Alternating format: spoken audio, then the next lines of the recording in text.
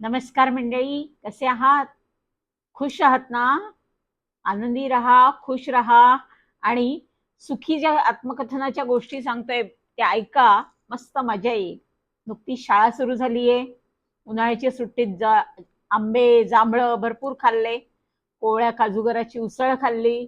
खूप खूप मजा केली आणि आता शाळा सुरू झाली. त्याची पण एक धांदल. मित्र भेटतात ना खूप दिवसानंतर, मजा. तर पहिला पाठ नेहमीप्रमाणे पहिला तास गोरेबाईंचा मराठीचा झाला. सुखीला सांगायचे तुम्हाला, मराठी पाठ्यपुस्तकातला धडा शिकवून झाल्यावर गोरेबाई म्हणाल्या, मुलांनो, मी तुमचं अभिनंदन करते. हं? अभिनंदन कशासाठी? शाळेच्या प्रशासनानं निर्णय घेतलाय की आपल्या शाळेत 1 आठवड्यासाठी प्राणी संग्रह स्थापन करायचा. कदाचित 2 दिवसाचा पण असेल, ते नंतर ठरवलं जाणार आहे. तर छोटंसं प्राणी संग्रहालय राहणार आहे, ज्यामध्ये प्राणी आणायची जबाबदारी तुमची. त्या प्राण्यांची निगा राखणं, त्यांना खाऊ घालणं, हे तर तुम्ही करायचंच आहे. पण त्याच्याबरोबर त्यांच्या आवडी, त्यांच्या सवयी, त्यांच्या गरजा, ते कसा आवाज करतात, त्यांचा उपयोग काही होऊ शकतो का, या सर्व बाबींचं तुम्ही निरीक्षण नोंदवायची आहेत. आणि हे काम अगदी जबाबदारीने पार पाडायचंय. हा, तुम्हाला वाटलं तर तुम्ही 5-5 मुलांचा एक ग्रुप करा आणि खूप छान काम करायला लागा. चला. मी तर आनंदाने ताडकन उडी मारली. किती मजा. मी म्हणालो, बाई बाई, हा प्राणी संग्रहालय कुठे असणार आहे? बाई म्हणाले, मॅडम म्हणाल्या, 3ऱ्या मजल्यावर शिक्षक कक्षाजवळ. कसं काय बुवा? मी म्हणालो, रानगवा 3ऱ्या मजल्यावर कसा चढणार बाई? कुठला रानगवा? गोरेबाईंनी विचारलं. केसाळ, मी म्हटलं, शिंग शेपूट असलेला. गोरेबाई हसल्या. त्या म्हणाल्या, नाही, आपल्याकडे रानगवा असणार नाही, पण पक्षी, मासे, उंदीर, कुत्रा, मांजरी असे पाळीव प्राणी चालतील. तुमचे काही गट बनवा. प्रत्येकाने एक एक प्राणी आपल्या शाळेच्या प्राणी संग्रहालयात आणून ठेवायचाच आहे, गटानी किंवा वैयक्तिक. ठीक आहे, चला भेटू मग परत. आणि त्या वर्गातनं निघून गेल्या. मी घराकडे निघालो आणि मी विचार करत होतो की मला कोणता प्राणी येता येईल. सतत माझ्या डोक्यात विचार चालू होता, कारण आमच्या घरी तर एकही प्राणीच नव्हता. पण शाळेच्या प्राणी संग्रहालयात हरिण, याक, पाणघोडा असं जर आणलं तर काय मजा येईल ना. किती सुंदर प्राणी आहेत ते. मला तर त्यांचं पूर्ण दिवसभराचं हे बघायचंय, काम कसं करतात ते, कसे आवाज करतात, कशी हालचाल करतात, टिप्पण घ्यायचंय. तेवढंच सिद्धू धावत आला माझ्या मागून. त्यांनी माझ्या पाठीवर धपका मारला आणि म्हणाला, अरे अरे सुखी, आंबेडकर रोडवरच्या प्राण्यांच्या दुकानात पांढरे उंदीर मिळत आहेत, मला आत्ताच कळलं. मला भयंकर आनंद झाला. मी धावत आईकडे गेलो आणि म्हणालो, आई, हुर्रे म्हण हुर्रे, आंबेडकर रोडच्या प्राण्यांच्या दुकानात उंदीर मिळत आहेत पांढरे, विकत, खरंच. आई म्हणाली, अरे कोण देते उंदीर, कुणाला, कशासाठी? मी का हुर्रे म्हणू? आपल्याला काय करायचं पांढऱ्या उंदराचं? मी म्हटलं, अगं, शाळेतल्या प्राणी संग्रहालयासाठी दुकानात विकायला आले, ते मला घ्यायचे, पैसे दे ना. आईला चेहऱ्यावर पहिल्यांदा एक विस्मयकारक भाव आला. नंतर ती आपल्या पर्सकडे गेली आणि पैशाच्या बटव्याकडे जात म्हणाली, पण तुम्हाला पांढरे उंदीरच का हवेत रे, भुरे का नाही चालत? हे काय गाई तू तुलना करतेस? भुरे म्हणजे साधे, पांढरे म्हणजे खास बनवलेले, ते बघायला किती छान वाटतात. लोक विकत घ्यायला रांगा लावतात. भुरे कोणी घेणार? घरातल्या पिंजऱ्यात सुद्धा कोणी बघणार नाही, नेऊन फेकणार. आईने मला हलकीशी चापट मारली. मला म्हणाली, फारच शहाणा आहेस तू सुखू, हे घे पैसे. मी लगेच धावत सिद्धू बरोबर दुकानाकडे धावलो. मला आईने 200 रुपये दिले होते. बघतो तो काय, तिथे लोकांची इतकी गर्दी उसळली होती, रांगच रांग होती.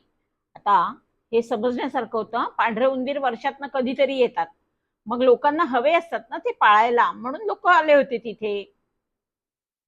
सिद्धू काउंटरवर नजर ठेवून होता. सिद्धूने विचारलं सुद्धा की तुम्ही एकाला किती उंदीर देता, वाटेल तितके देता का? कारण उंदीर अगदी कमी होते, एक राशनचा कोटा असतो तसे उंदीर होते. तर ते म्हणाले, नाही नाही, आम्ही प्रत्येकाला 1 किंवा 2च उंदीर देतो. हा, मला इतकं बरं वाटलं. हळूहळू हळूहळू रांग पुढे सरकत होती.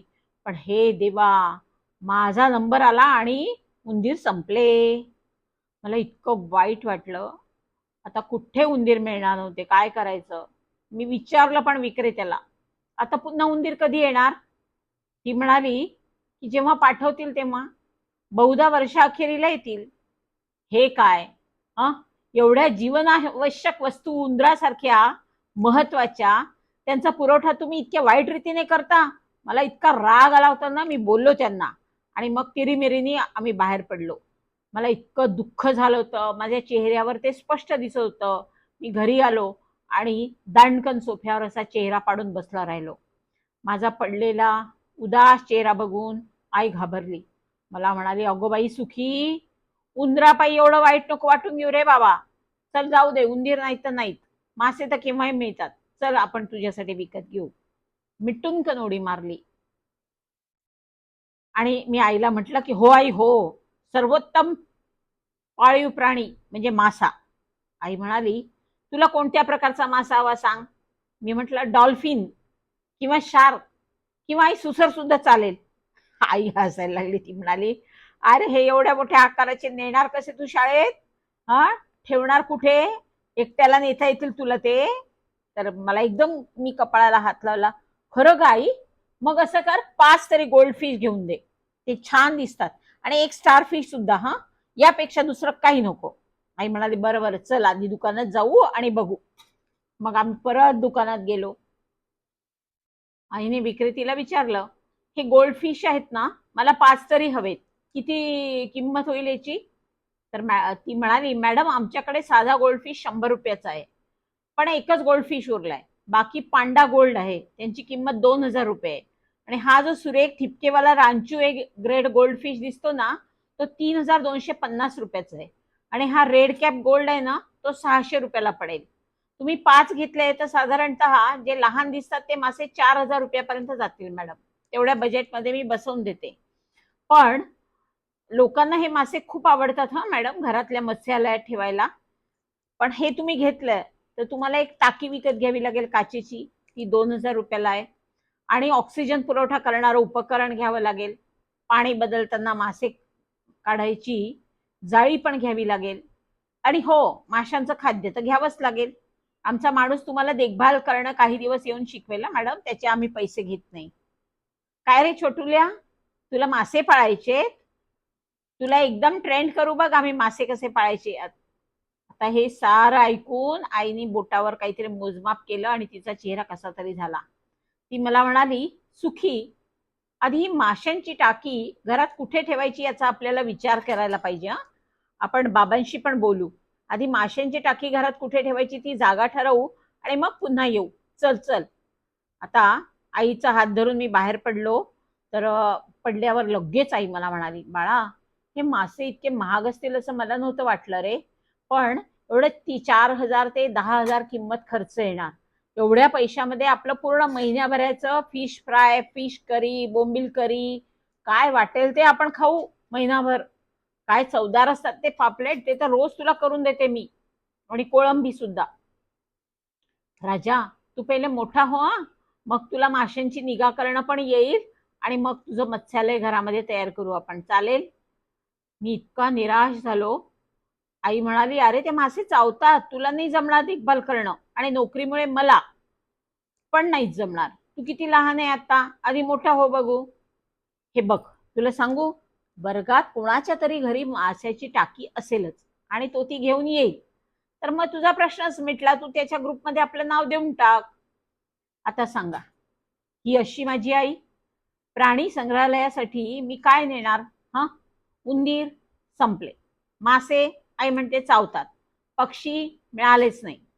एकूण माझ्या नशिबी नुसतं दुःख आहे. हा,